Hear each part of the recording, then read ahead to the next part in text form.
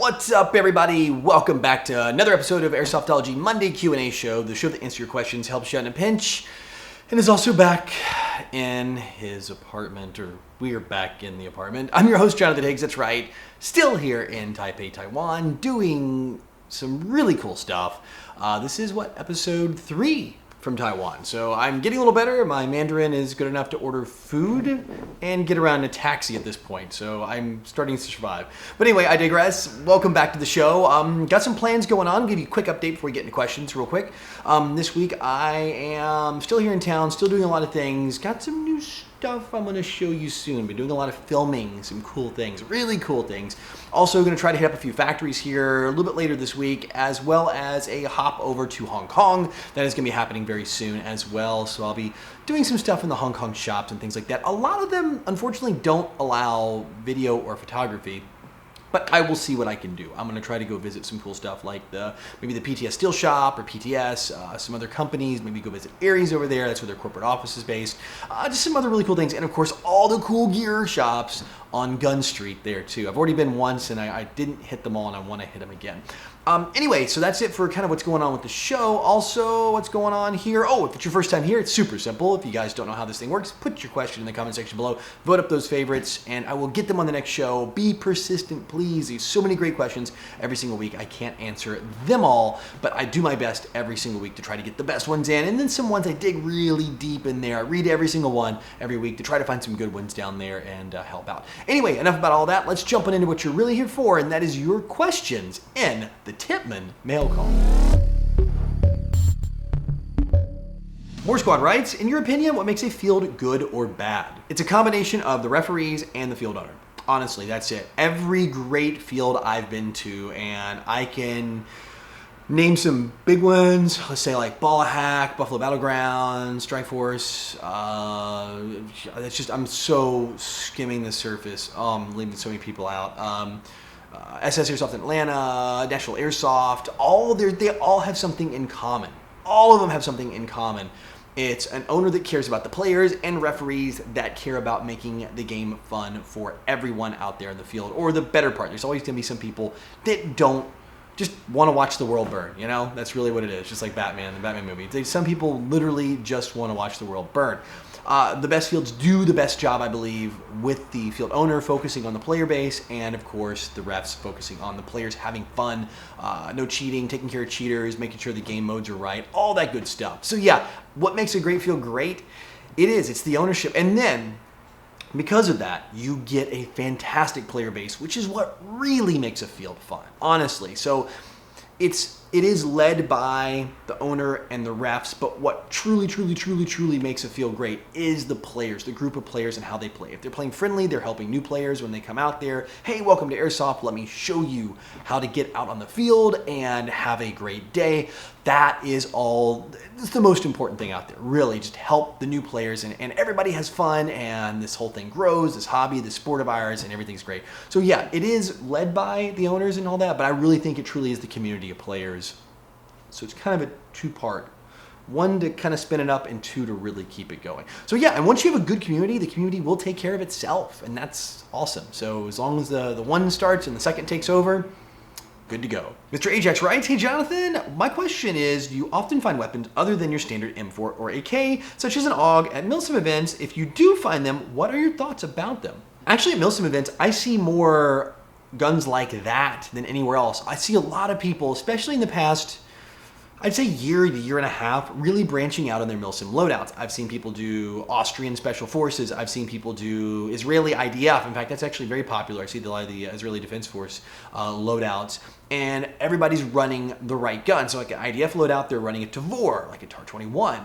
I've seen people doing the Austrian stuff with the AUGs. I've seen also Australian Special Force loadouts, and they actually mix in the AUG as well in there. I think I'm seeing a bunch of that lately. I see a lot of really cool, crazy guns in MilSim loadouts on there, way more than I see at skirmish fields. So yeah, I see a bunch. I think it's great. I think diversity is great. I mean, before it was just really you did like kind of a special forces loadout, or maybe you did like a Haji loadout, or maybe you did something like that, like a different contractor loadout. But now I'm seeing a lot of people do impressions of a lot of different militaries around the world. So yeah, I think it's great. I think it's cool, and I'd love to see more guns like that show up at MilSim events. Jake still writes, what do you think about paintball triggers in a no full auto field? I feel like it's kind of cheating shooting that fast. Usually, okay, not even usually, most all the time, I'm pretty much a guy that's like, hey, you know what, play the way you want to play. This is airsoft, right? Do it the way you want to do it. There's really no wrong way to do it. I'm going to draw the line here and say, yes, this is the wrong way to do it. If you guys aren't familiar, paintball triggers on an AEG, it's like you take the trigger guard off. So like, let's say we're looking at M4, right? And the trigger's there. You take the guard off, you ditch it, and it's like the really long trigger where you can do the double tap thing with like paintball guys do, like the big blade triggers. I've been seeing people 3D print them, and some people trying to make those to be able to beat the system. The reason they do this is in fields that say, okay, look, we're playing indoor, playing close. We don't want people shooting like 30 rounds a second at each other, because that's way too much. You put one of those things in and you can really pump up the rate of fire. I mean, really, really get it way up there, even in semi, to the point where you're almost at that level. And to be honest, I know it's, oh, well, it gives you an advantage and all that. You don't. There's a reason the field's doing that, right? And I think, honestly, to do that, to add a paintball trigger to airsoft, it has nothing to do with me not liking paintball or paintball versus airsoft. Please no. It has everything to do with just a good rate of fire. In paintball, you're limited to the amount of paintballs you can carry. You have to reload a little differently. There's a lot of things involved. If it's a no full auto field, this is essentially creating your gun almost like full auto, basically doing that. So I personally think it is a terrible thing, and I would, if I owned a field, I wouldn't allow it if I banned full auto at my field. That's just me. Usually I don't draw a hard line in the sand on some technology, but I don't see any major airsoft manufacturer, any of them, making a blade trigger, those really long triggers so you can do the double finger thing for airsoft, for a darn good reason, because it is a different sport than paintball. Not bad, not better, not worse, just different. So yeah, my thought on this one, absolutely not. Definitely, yes, you are right. I do believe it is cheating. I agree with you, Jake, 100%. And I'm curious, what do you guys think below? I love speed softers. I'm actually kind of dabbling in speedsoft myself a little bit to kind of diversify my airsoft world. I do a little speedsoft now, just a little bit, some MilSim and a lot of skirmish. So I kind of want to do it all. I love all things airsoft.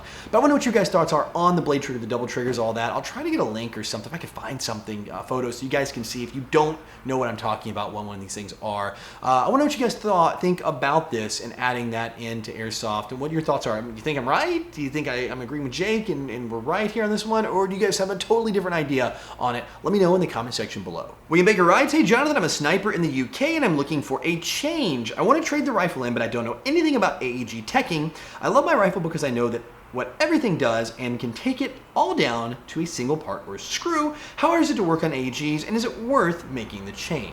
Man, if you're ready to make the leap, go for it. I enjoy playing the sniper role. I enjoy playing an AEG role. I don't think one is any harder to work on than the other, in my opinion. If you are a very good airsoft tech, you understand how your sniper rifle works.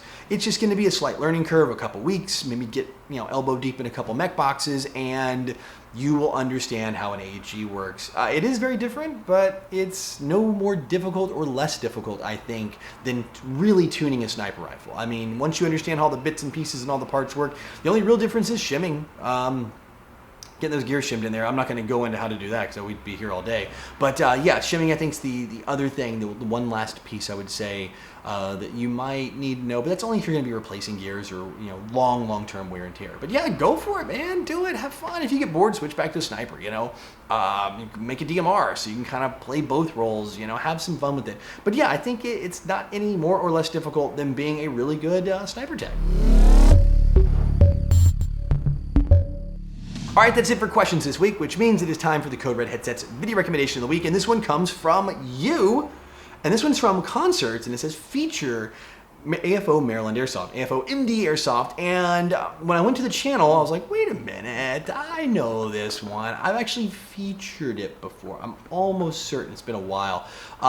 Probably one of the best examples of airsoft sportsmanship ever. Absolutely ever is on this channel. So I'm going to feature kind of two of the videos. The first one is Christmas Noobs or Airsoft Noobs, a PSA. This is the one I have featured on the channel before. I'm almost certain I have, or either if I didn't, I had it queued up to do it and I never did it. I think it's a fantastic video. I think it's great. I think it shows how awesome of a person this guy is to help out a new player. Because I thought this video was going to go a totally different direction. It was called Airsoft Noobs, a PSA. I was like, oh great, it's going to be picking on the noobs. Totally opposite.